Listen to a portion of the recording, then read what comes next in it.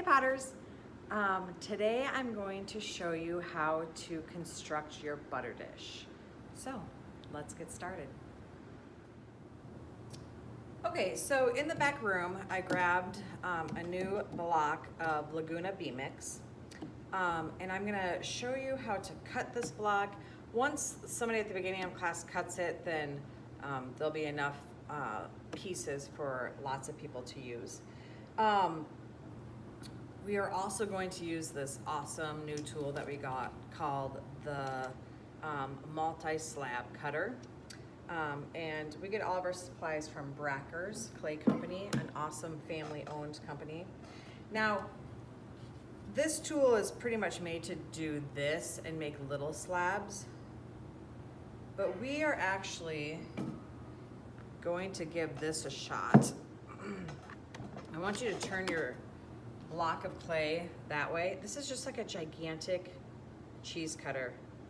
It's pretty amazing. So I'm just going to take that and start going down,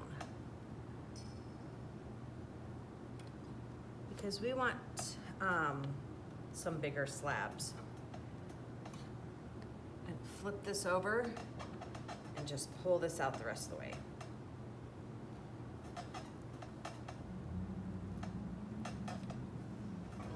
So then you can set this to the side for the next class to use it. I'm going to peel off a piece. This first piece is a little wonky, so I'm going to go down to the next piece. All right, so we use that handy dandy multi-slab cutter to cut that slab. We're still going to roll it through the slab roller. To do a couple things. One, to make it a little bit thinner, and to kind of compress the clay. So I'm going to put my slab in like this, not like this. Okay, so you want to do it the long way against the roller, and you're going to get it pretty close to the roller there. Right here we have a slab mat. This slab mat works awesome. We keep that on the slab roller at all times. Then we also have another canvas that we put over the top. Okay, here I've set the measurements to be 1/4 of an inch. So again, my clay is here, long side against the roller. I have my slab mat all lined up against the side here. And then the canvas, you also want to make sure the canvas is lined up straight here. I'm just going to kind of push that through a little bit and then start rolling.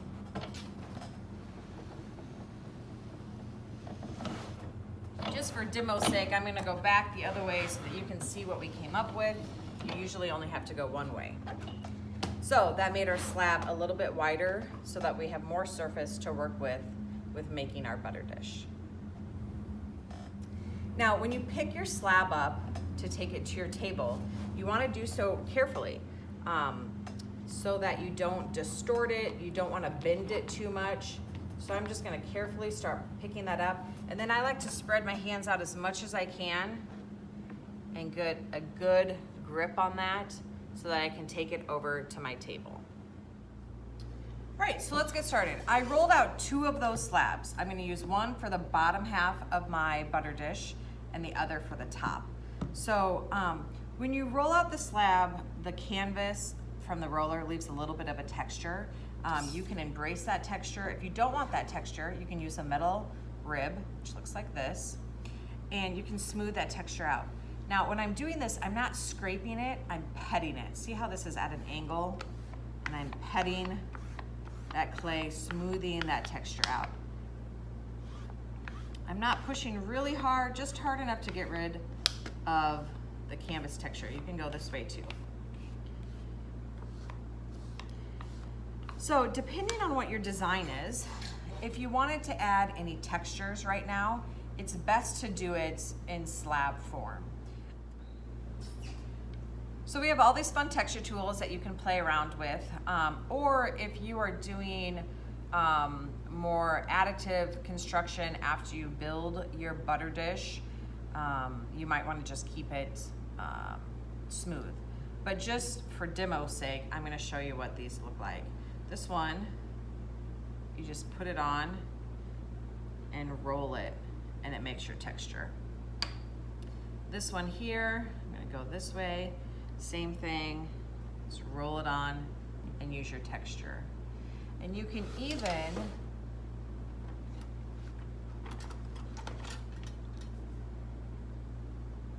do something like this. Okay, so play around with textures, play around with our tools. The next thing I'm going to do, I'm going to kind of set this slab aside, is I'm going to form the base. Now, we recently got these awesome JR pottery forms. They are like made out of press board. I love them for the classroom because in the past we've used plaster ones or styrofoam ones, and they tend to break and just aren't as nicely constructed. So, highly recommend these forms. Now, when I put this on this form, I need to decide if I want the texture on the inside of the butter dish, because the clay will go here and then eventually the butter dish will go like this. So do I want it on the inside or the outside? And for this one, I'm gonna do it on the inside. Now, depending on how big you want your butter dish to be around here, you can cut this. You can use a ruler if you'd like. It's up to you. I'm just gonna kind of eyeball it for now.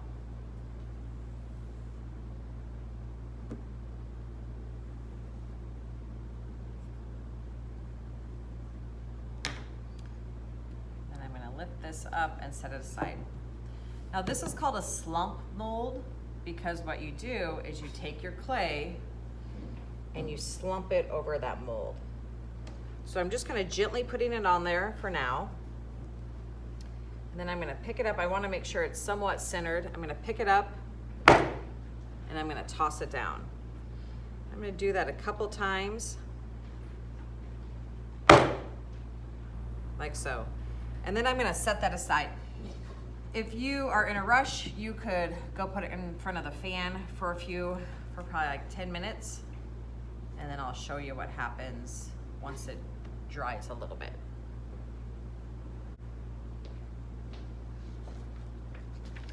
All right, so on to constructing the top of your butter dish. We have patterns that look like this. You can just cut one out with a pair of scissors, or just use your neighbors. I'm sure that they would last through a few uses. So I'm gonna figure out where I can put this.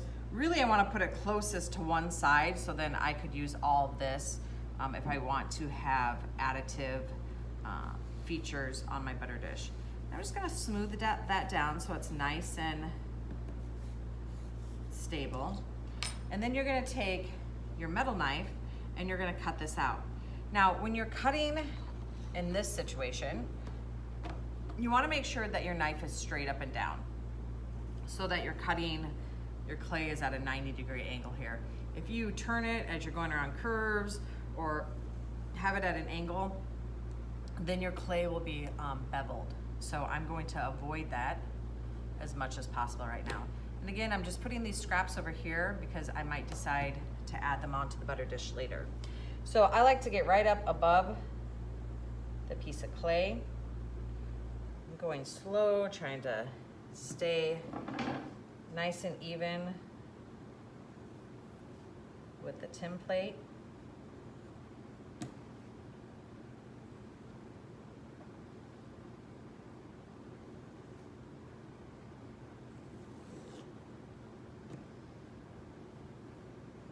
Again, if you don't have a steady hand, you could put a ruler here to help you out.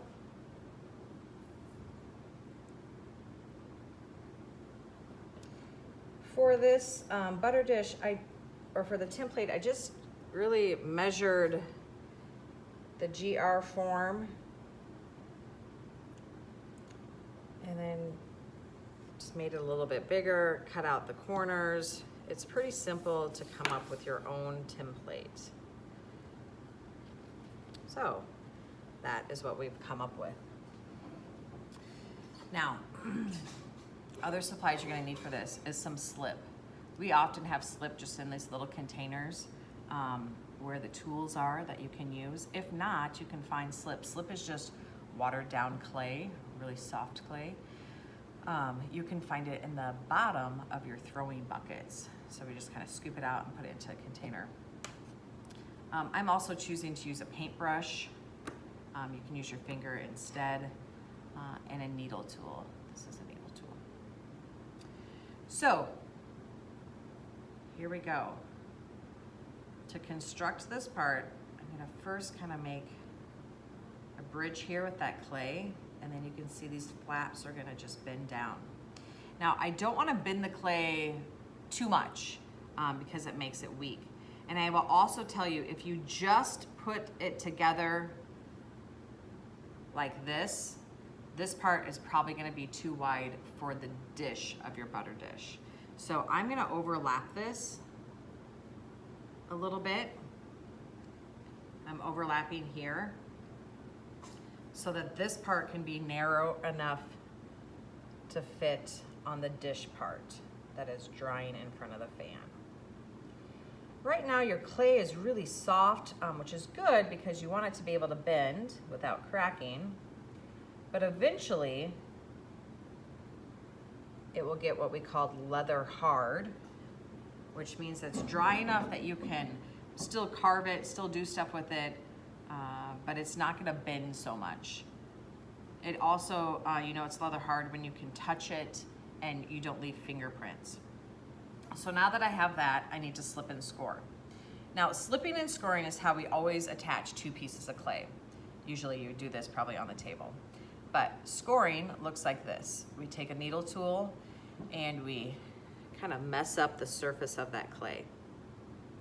You don't want to go all the way through the clay, but you want to do, you know, about halfway. You don't want to do chicken scratches. This is what we call chicken scratches. That will not hold. So we're going to do it there. And let's say I'm going to attach this piece. So I'm going to do the scoring here. And then put some slip on it. You don't want to rub the slip on so much that you're rubbing those lines together. So just kind of dab the slip on. You don't need a ton of slip. It shouldn't be gushing out all over the place. And then I'm going to do this on this bottom piece. Then we score it again going the opposite direction on both pieces. Now, if I just do this, bonk, it's not really going to stay. What you need to do is really work those two pieces into each other so you have a nice, good hold. Here's an example. So this is one piece of clay, the surface of one piece of clay, and this is the surface of another piece of clay. What you're doing when you're scoring is you're scoring with the needle tool, breaking up that surface of both sides, and then you're wiggling them into each other so that then they bond and become one piece of clay. Okay, so that's what we're doing here. So I need to get in here. I'm just kind of carefully lifting up this flap, scoring where it needs to be scored, slipping, and then scoring again. And then I'm gonna line it up where I want it to be and press those two pieces together. Now, as I'm pressing, I'm trying not to dent the clay, but I am trying to work those two pieces of clay into each other. So I'm gonna do that on all four sides, and then I'll be back.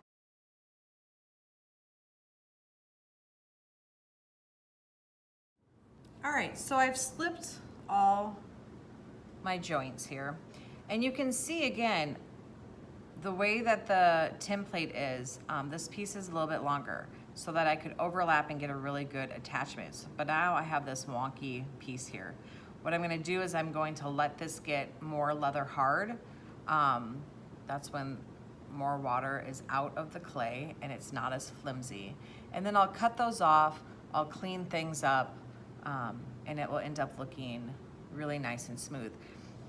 So at this point, it's kind of just like the first initial step, okay? I'm not working on, you know, smoothing everything out right now, because when the clay is this wet, if you continue to mess with it, it's just gonna get more wonky. So here's the butter dish that we've been working on. And I put this in front of the fan on level 1 for probably, I think it's been 45 minutes or an hour. And you can see it's not as squishy anymore. It's definitely more firm. This is what we refer to as leather hard. This is a stage that you want to work on your refinements, you know, cutting off these sides. For you guys,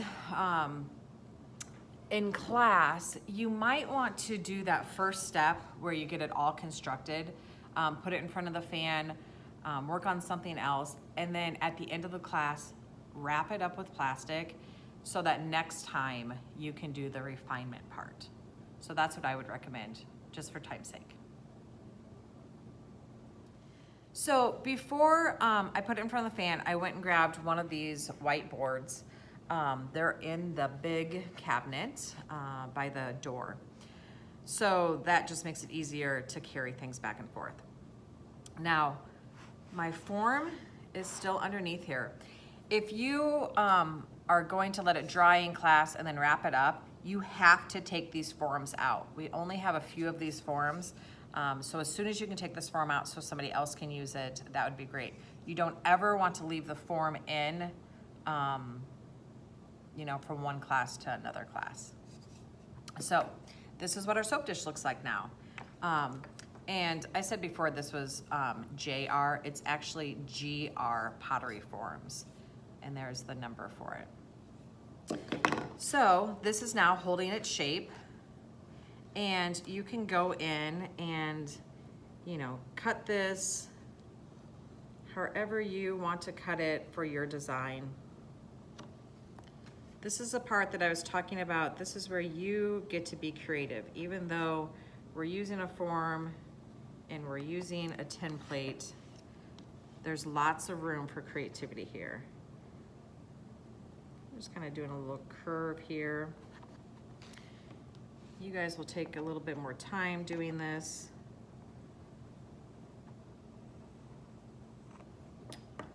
Like so. And then I just kind of want to test this out, see how it's going to fit. I'm going to, for now, I'm just going to cut these sides off. I'm cutting a little bit at a time because you can always take more off, but it's a little bit more difficult to add more on. So you can see that's already starting to look better.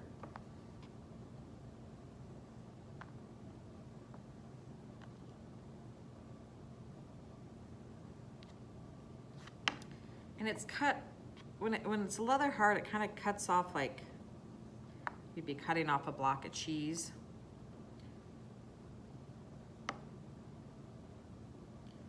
So I'm going to show you some tools. You can see now those sides are starting to look a little bit nicer. I'm going to grab a tool here.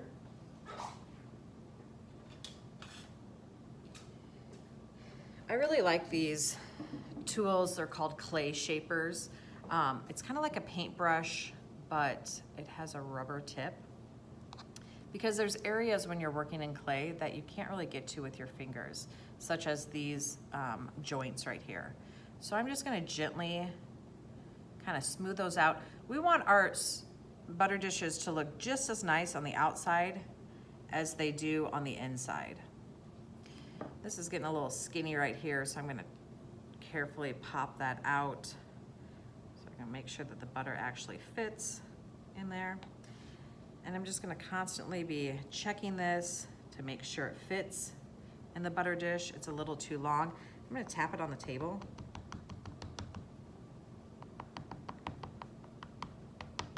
Supporting those joints as I tap it, just so I can get a better fit there. So I grabbed a water container, just a little bit of water in it, and a throwing sponge, this guy. For smoothing things out, you want to make sure that you squeeze this out so there's no water left in it, but it's damp. And then, because you don't want to ever get this all sloppy wet, Then you can kind of start going over the edges, smoothing it out. In ceramics, we don't want any sharp edges because once they're fired and you start using them, they'll chip. So you can just kind of see, I'm just carefully working on those joints. You can use your finger to get it all nice and smooth. We're concerned here with craftsmanship and functionality. Again, if we have sharp edges, they'll chip once you start using them. I'm going to do the same thing to the dish part. Just go over those edges so there's no sharp edges. And you can see, since it's leather hard now, I can do that without messing up my design. So once you get it all cleaned up, make sure it still fits, you can start building. We talked about additive. You could put a handle on the top here, however you'd like to do that. I don't necessarily think you need a handle because it works really well just to lift it up like this. You can start building your designs. Just make sure that you remember that anytime you attach two pieces of clay, you want them to be, you want to slip and score them. Also, since this has already started drying, I still have my scraps here. Any clay that we're adding on to this piece, we want to be the same dryness. So let's say you build the rough version of your butter dish and you put it under plastic until the next class. You also want to keep these nice big scraps and put those under plastic so this can all dry at the same rate. What you don't want to do is have this and the next class come in and get brand new wet clay and start sticking it on. Because what happens is that wet clay is going to dry slower than what's already dried, and then they will kind of crack apart. Another thing to remember when you're building with clay or throwing is you want the majority of your piece to be the same thickness of clay. So I wouldn't ever want to, add on a super big piece like this because it might dry at a different rate than this and kind of pop off. So you have to keep that in mind. So I'm gonna work on cleaning this up a little bit more and I'll be back.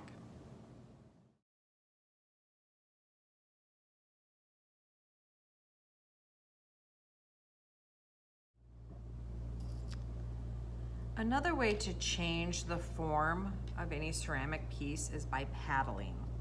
So we have different paddles here. And you just kind of tap, tap. You can get some really nice angles with this.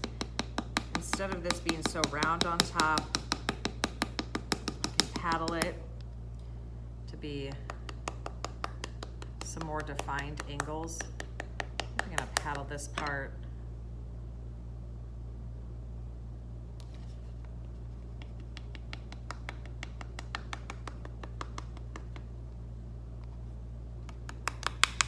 You can also use that technique on the table. Just want to make sure that you're not messing up your joints.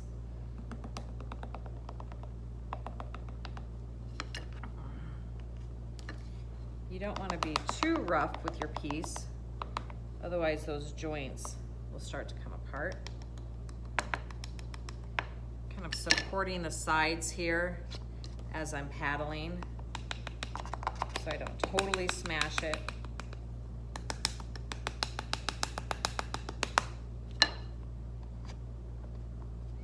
So again, I'm not adding water. A common mistake is people think, oh, the more water that they add, the better it is. It's actually the opposite.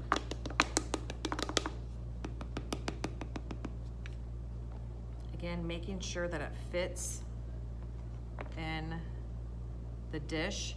This is a little wide here, so I'm gonna try to paddle it in.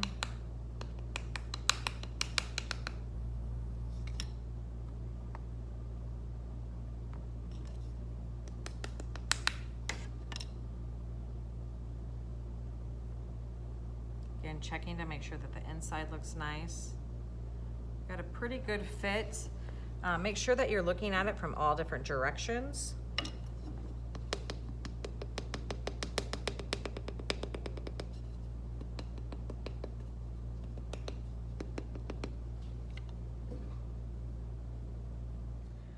When you're totally done, you want to do two last things. You want to figure out where you're going to put your mark. So you guys all made your marks. I actually have this mark from claystamps.com that I entered my signature, and then they make a really nice stamp out of it. So that's pretty cool. So you're going to figure out where you're going to stamp it, where you're going to mark it. I'm going to make sure that I'm supporting this. I'm going to mark it with my stamp. And then you guys are going to mark it with your stamp, and you're also going to sign it. What I recommend you sign it with is a wooden skewer. This is like what you cook kebabs on, but it's an awesome pottery tool. The tip of it is a little bit more dull than a needle tool. I'll show you the difference. With a needle tool, you get kind of crusty marks like this.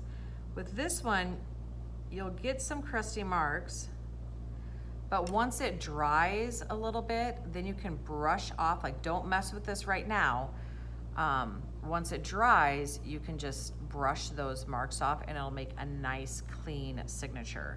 And then again, once it's a little bit drier, I brush those, we call them nerds, so brush those nerds off and then just go over it just really gently with your sponge. So don't forget to stamp and sign them. Now, when you are completely done, you've done all your building, because remember, I'm just showing you the very basics so that you have all the room in the world to be inventive and creative on your own. When you're totally done, you're gonna take this back and put it on the to be bisque rack. I will show you that here in a second. But when you put it on the rack, you wanna make sure it's not covered up anymore, make sure it's stamped and signed, and make sure that it's sitting together. We want these to stay sitting together as one piece. So here we go, carrying it carefully back to the back room. So this is our firing cart. It's right next to our kiln. We have some labels on here, glaze work, to be bisque, and then a rejection rack down there. If your pot gets put on the rejection rack, that means either it's not smooth, it's not stamped and signed, there might be glaze on the bottom. There's a whole bunch of reasons why you can have a pot be rejected. If your pot's rejected, the first thing you should do is check the bottom of the pot. If that looks good and you don't know what is wrong with it, ask me and I'll help you out. So for our butter dishes, we are going to put them under the to be bisque. The bisque is the first firing that it goes to. So any of these shelves right here. And when you put it on, please don't put it right here in the front so that we can make space for everyone. Make sure you put it towards the back and then people can continue to put their work there. So there you go. Butter is best, eh? All right, as for cleaning up, you probably put all your big scraps wrapped up with your butter dish so that you can add them on later. But you're probably gonna end up with little scraps like this. You're gonna take these scraps. If they're really hard, like they break when you bend them, then you can just get rid of them. But if they're still soft, like this one, you can scrunch it up into a ball and put it in the throwing clay bucket. So the big container where all the throwers get their clay. And then you're gonna wanna put all your tools away where you found them. This canvas can be found in the big cabinet and then needs to be folded up and put it back in the big cabinet. So please make sure that you're doing what you do to make sure that everything gets cleaned up.